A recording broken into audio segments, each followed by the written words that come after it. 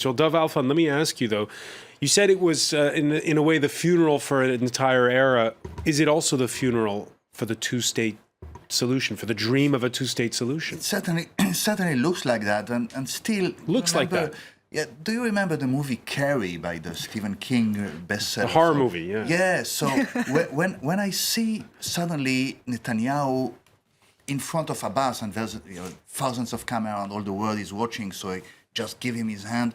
And it reminds me pretty well the death at the end sequence where suddenly from the grave, Shimon Peres pushes Netanyahu toward Abbas, like Kerry, and suddenly there's a change of atmosphere. So it's really a very small thing. The two-state solution is about to be dead. We have maybe 5 years to save it. And maybe this kind of really big events, maybe a different US president, maybe another really world attention, it still can be saved, I believe. But yeah, and I agree. And also, we are in different times, because I found this interview of 20 years ago that Peres gave to a Turkish TV channel. This is 20 years ago.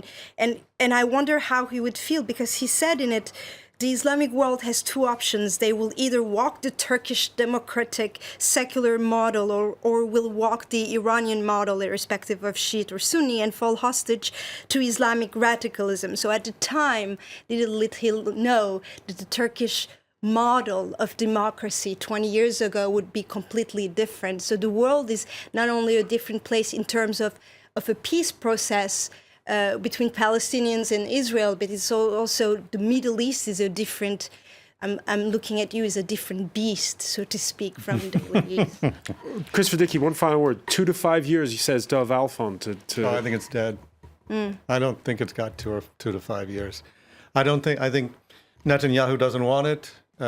He's not going to make it happen. He's not going to let it happen.